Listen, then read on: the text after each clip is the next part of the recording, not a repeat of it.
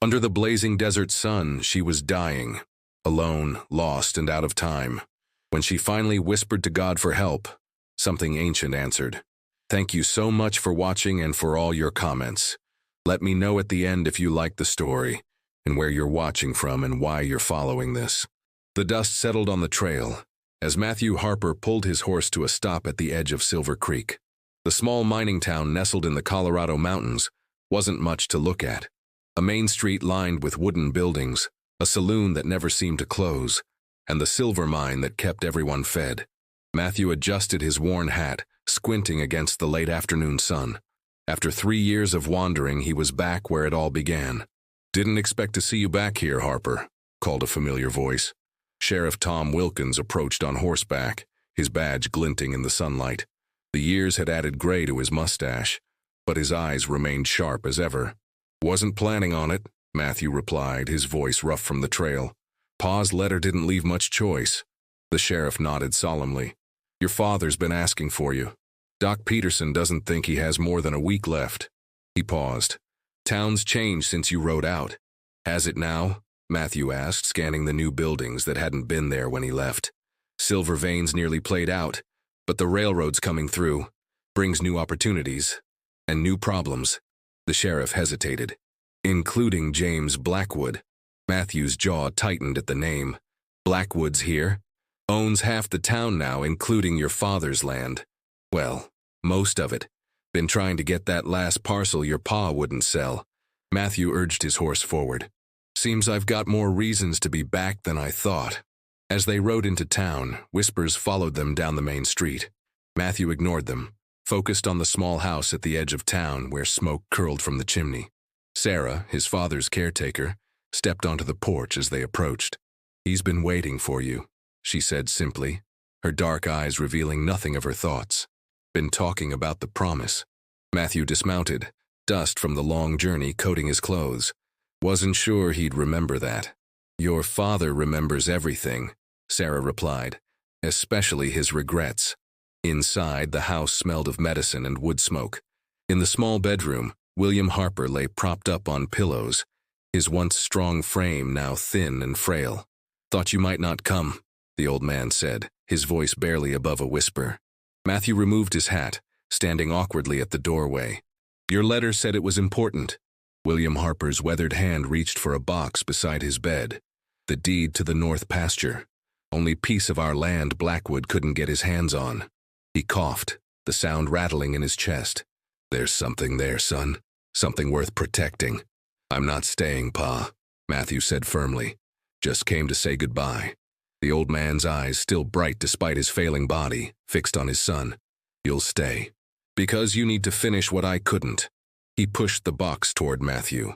What your mother would have wanted. Matthew reluctantly took the box, the weight of his father's expectations heavier than the wooden container in his hands.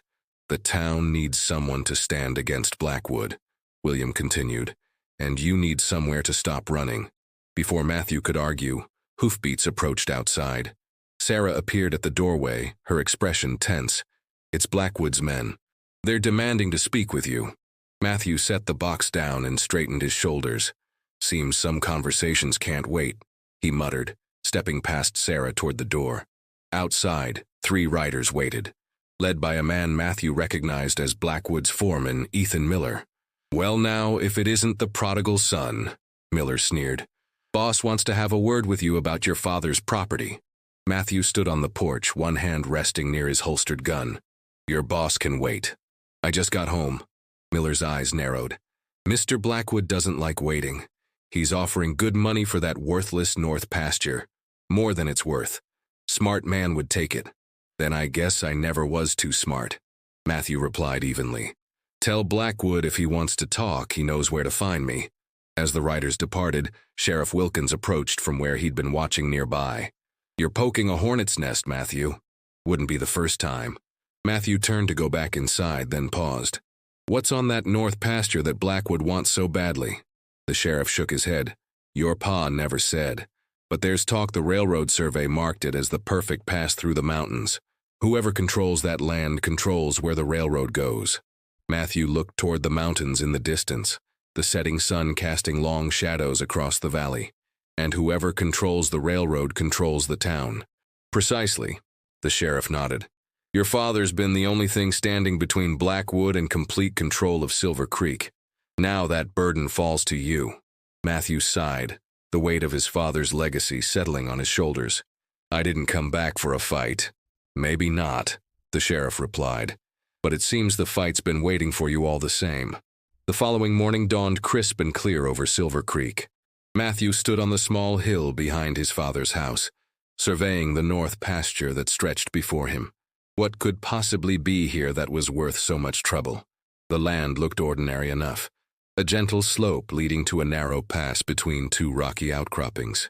Your father rode out here every day he could, even when he got sick, Sarah said, approaching from behind. She carried a pot of coffee and 2 cups, sat for hours just looking at those mountains. Matthew accepted the coffee with a nod of thanks. Pa and his secrets. Some things never change. He changed after you left, Sarah said quietly. Became determined to protect this place, not just for himself, but for everyone in town. Matthew frowned. Hard to believe. The William Harper I knew only cared about his own interests. Sarah's expression remained neutral, but her eyes held a challenge. Perhaps you didn't know him as well as you thought. Before Matthew could respond, the sound of approaching horses drew their attention. A well-dressed man on a black stallion led a small group toward them. James Blackwood had aged well in the years since Matthew had seen him last, his dark hair now threaded with silver at the temples, his clothing expensive and tailored. Matthew Harper, Blackwood called out, a practiced smile on his face. Welcome home, though I hear you don't plan to stay long. Word travels fast, Matthew replied coolly. Blackwood dismounted with the ease of a man accustomed to getting what he wanted. Small towns, no secrets. He gestured to the land around them. I wanted to extend my offer in person. Your father was unreasonably attached to this worthless stretch of dirt. I'm hoping you'll be more practical. And if I'm not? Matthew asked. Blackwood's smile didn't falter, but his eyes hardened. Progress is coming to Silver Creek, Matthew. The railroad means prosperity for everyone. Don't stand in its way out of some misplaced loyalty to your father's stubbornness. Seems to me, Matthew said carefully, if this land is so worthless, you wouldn't want it so badly. A flicker of annoyance crossed Blackwood's face before he mastered it. I'm trying to be reasonable. $5,000 for this parcel, 5 times what it's worth. Matthew whistled low. Must be mighty important to you. The offer stands for 3 days, Blackwood said, his tone hardening. After that, well, property disputes can get messy, especially when taxes haven't been properly paid. My father's taxes are current, Matthew countered. Blackwood smiled thinly. Are they? Perhaps you should check with the county office. Records can be complicated. As Blackwood and his men rode away, Sarah's expression had darkened. He's been trying that tactic for months. Your father had me ride to the county seat myself to ensure the taxes were paid and recorded. Smart woman, Matthew murmured. Your father was a smart man, she corrected, and he knew Blackwood would try anything to get this land. Later that afternoon, Matthew made his way to the Silver Creek saloon. If he wanted information, this was where he'd find it. The piano fell silent when he entered, conversations pausing before resuming in hushed tones. Matthew approached the bar where an old friend, Daniel Cooper, was serving drinks. Danny's face broke into a genuine smile. Matthew Harper as I live and breathe. Thought you'd never set foot in this town again. Makes 2 of us, Matthew replied, accepting the whiskey Danny poured without asking. Heard you had a visit from Blackwood this morning, Danny said, leaning on the bar. Man doesn't waste time. Matthew took a sip of his drink. What's his game, Danny? What's really happening here? Danny glanced around before lowering his voice. Railroad's coming, sure enough. But there's more. Government surveyors found silver. A new vein, bigger than the original strike. And if rumors are right, it runs right through your father's north pasture. Matthew's eyebrows rose. Pa knew this? Your father figured it out months ago. That's when the trouble started. Danny straightened as the saloon doors swung open. A young woman entered, perhaps 20 years old, with determined eyes and a confident stride that seemed at odds with her youth. People nodded respectfully as she passed. "Who's that?" Matthew asked. "Emma Reynolds," Danny replied. "Runs the town newspaper now that her father passed. Been giving Blackwood headaches with her editorials about his business practices." Emma spotted Matthew and walked directly to him, extending her hand. "Mr. Harper, I've been hoping to meet you." Matthew shook her hand, surprised by her direct approach. "Miss Reynolds, what can I do for you?" "I'd like to talk about your father, the railroad, and why James Blackwood is so desperate for your land," she said without preamble. "And about what happened 3 years ago when you left town." Matthew's expression closed. "Ancient history, is it?" Emma challenged. "Because from what I've gathered, the reason you left is connected to why your father refused to sell that land, and why Blackwood wants it so badly." Matthew drained his whiskey. "You've got quite an imagination, Miss Reynolds. And good sources," she countered, "including your father's journals." That stopped Matthew cold. "What journals?" "The ones he entrusted to me before he became too ill to write," Emma explained. "He wanted someone to know the truth if anything happened to him." Matthew studied her for a long moment. "And what truth is that?" Emma glanced around the crowded saloon. "Not here. Meet me at my office tonight after sunset. I'll show you what your father discovered, and why it might have gotten him killed." "My father's dying of consumption," Matthew said firmly. Emma's expression was grave. "Are you certain about that, Mr. Harper?" "Because your father wasn't." After she left, Matthew turned back to Danny, who shrugged. "Emma doesn't make claims she can't back up. If she's got your father's journals, you might want to hear what she has to say." As the afternoon waned, Matthew returned to his father's bedside. The old man was sleeping fitfully, his breathing labored. Sarah sat nearby, her fingers busy with mending. "How long has he suspected his illness wasn't natural?" Matthew asked quietly. Sarah's hands stilled. "He never said it outright, but after the second mining accident that nearly killed him, he became careful about what he ate and drank and who prepared it." "And you believe it?" Sarah met his gaze steadily. "I believe your father was healthy until Blackwood wanted his land. I believe in coincidences, but not when they benefit the same man repeatedly." Matthew watched his father's struggling breaths. "Why didn't he leave? Sell the land and go somewhere safe?" "Because William Harper doesn't run from fights," Sarah replied, her eyes challenging Matthew. "At least that's what he always said about himself." The unspoken comparison hung in the air between them as Matthew turned away, his father's ragged breathing following him out of the room like an accusation. Dusk settled over Silver Creek as Matthew made his way to the newspaper office, his thoughts troubled by Sarah's words. The small building at the end of Main Street still had lights burning inside. Through the window, he could see Emma Reynolds bent over her desk, completely absorbed in her work. Matthew knocked and Emma quickly ushered him inside, locking the door behind him. The office smelled of ink and paper, with stacks of newspapers and documents covering every surface. "I wasn't sure you'd come," she said, gesturing to a chair across from her desk. "Neither was I," Matthew admitted. "But if my father was murdered instead of sick, I need to know." Emma nodded and retrieved a leather-bound journal from her desk drawer. "Your father began keeping these records about a year ago, when he first suspected the silver vein ran through his property." She handed Matthew the journal. "He documented everything: strange accidents at the mine, unexpected illness, and Blackwood's increasingly aggressive offers." Matthew opened the journal, recognizing his father's precise handwriting. The early entries were clear and steady, but as the pages progressed, the writing became more shaky, though the thinking remained sharp. "December 17th, Matthew read aloud. "Second mining accident this month. Support beam gave way near my station. Jenkins swears he checked it that morning. Blackwood offered condolences and $1,000 for the north pasture. Coincidence seems unlikely." He flipped forward several pages. "February 3rd. First felt the symptoms after drinking with Blackwood at the saloon. Weakness, trembling hands.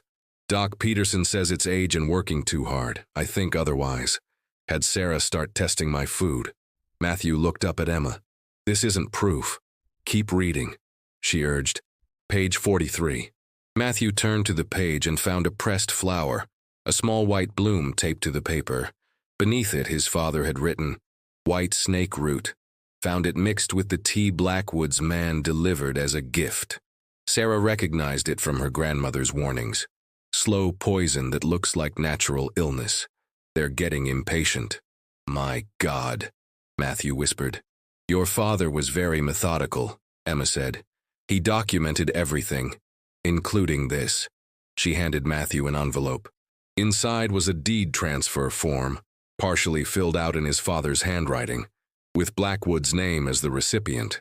But what caught Matthew's attention was the signature at the bottom, a crude approximation of William Harper's handwriting.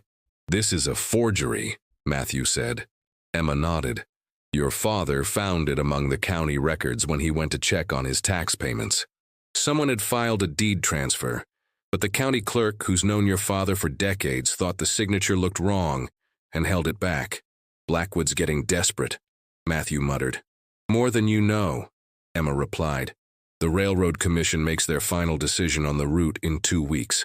If they don't secure the right-of-way through your father's property, they'll have to go around, adding miles and expense. Blackwood has invested everything in the railroad coming through Silver Creek his way. Matthew closed the journal. Why did my father trust you with this? Emma's expression softened. He knew my father, trusted his integrity. When Joseph Reynolds died last year, your father reached out to me, said he needed someone who could tell the truth if something happened to him. And what is the truth, Miss Reynolds? That James Blackwood is slowly poisoning your father while trying to steal his land, she stated flatly. And that the only reason William Harper has held on this long is that Sarah has been carefully preparing all his food and watching for symptoms. Matthew stood abruptly, pacing the small office. If what you're saying is true, my father needs a doctor, a real one, from Denver or Colorado Springs. I already wrote to a specialist in Denver, Emma admitted. He's due to arrive on tomorrow's stagecoach. Matthew stopped pacing, studying her. You're very thorough, Miss Reynolds. When Blackwood tried to shut down my newspaper last month, your father helped me keep it running, she explained. I owe him. A sudden crash from outside interrupted them.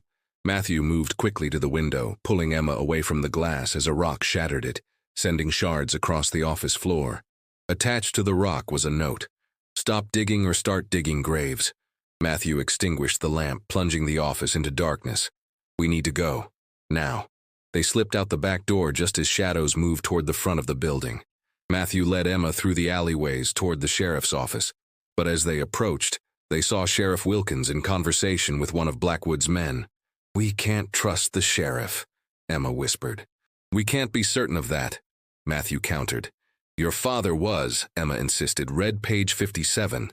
There was no time. Matthew changed direction, leading them instead to the livery stable. Inside, he quickly saddled 2 horses. Where are we going? Emma asked. To see what's on that north pasture that's worth killing for, Matthew replied, helping her onto a horse. My father kept this secret for a reason. I need to understand why. They rode out of town under the cover of darkness, taking a circuitous route to avoid being followed. The moon provided just enough light to navigate the familiar trail to the Harper property. When they reached the north pasture, Matthew led them to the narrow pass between the rocky outcroppings. Your father would come here at least once a week, Emma said as they dismounted. Sometimes he'd bring surveying equipment. Matthew examined the ground, finding a trail that wound behind one of the rock formations. This way, the trail led to a small cave entrance, partially concealed by brush. Matthew pushed it aside, revealing a passage into the mountainside. Did you know about this? Emma asked, surprised. No, Matthew admitted, but I'm beginning to understand why my father was so secretive. Inside, Matthew lit a lantern he'd brought from the stable. The passage extended about 30 feet before opening into a small chamber. The lantern light reflected off the walls, revealing thick veins of silver ore interspersed with something else, something that gleamed with a distinctive yellow luster. That's not just silver, Emma gasped. That's gold. Matthew ran his hand along the wall. A mixed vein, rarer and more valuable than either alone. He examined the chamber more carefully, finding evidence of his father's work. Careful samples taken, measurements marked on the walls.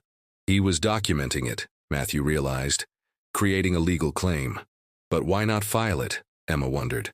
Because the moment he did, Blackwood would contest it, Matthew replied. Or worse, someone in the county office might leak the information before the claim was secured. He shook his head. My father was waiting for something. As they explored further, Matthew found a small metal box tucked into a natural shelf in the rock. Inside were more journals, detailed maps of the vein's likely course, and something unexpected, a letter addressed to Matthew. With slightly unsteady hands, he opened it.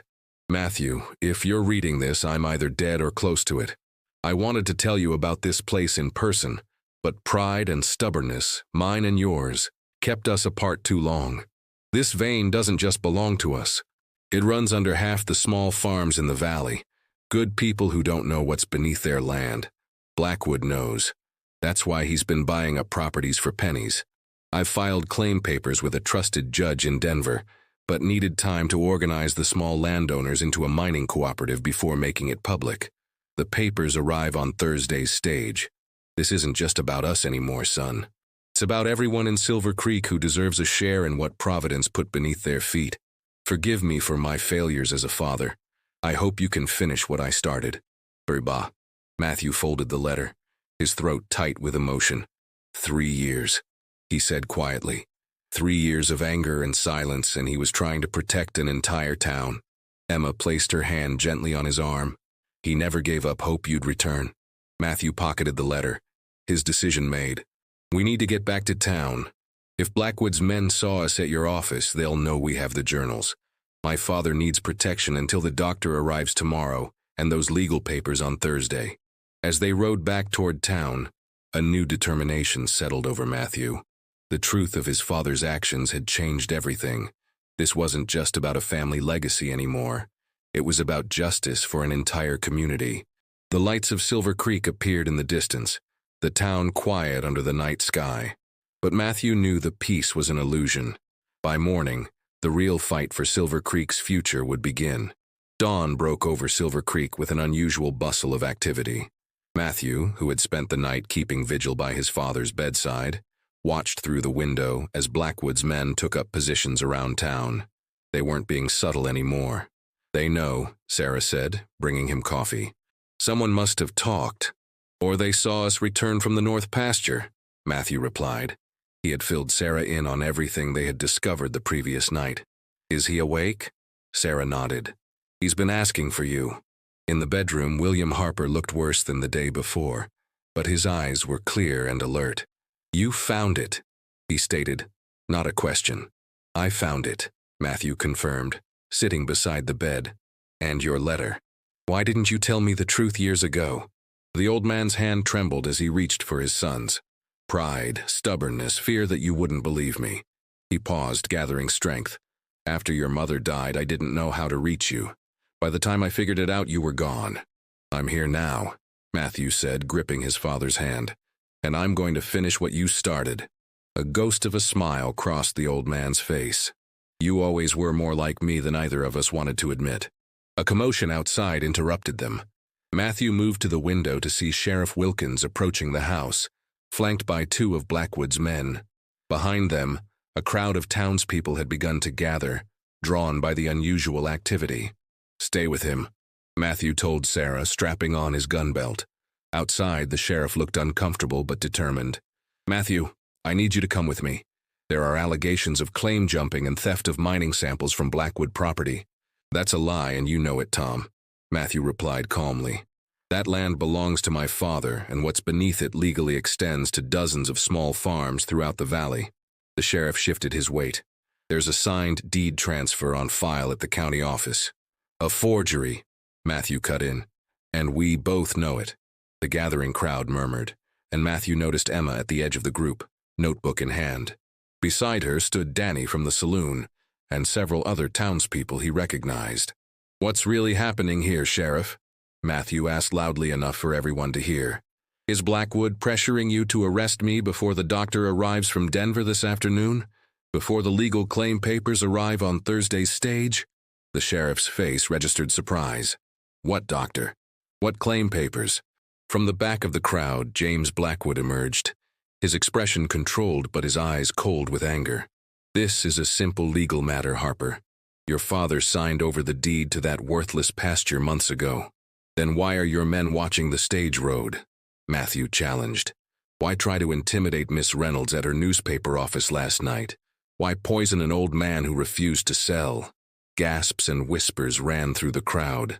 Blackwood's face darkened. That's slander, Harper. Your father is dying of consumption, as everyone knows. Is he? Emma stepped forward, holding up William Harper's journal. I have documented evidence suggesting otherwise. White snake root poison, administered over months to mimic natural illness. The crowd's murmurs grew louder. Sheriff Wilkins looked increasingly uncomfortable, his hand moving away from his gun. This is absurd, Blackwood scoffed. The ramblings of a sick old man and a girl playing at journalism.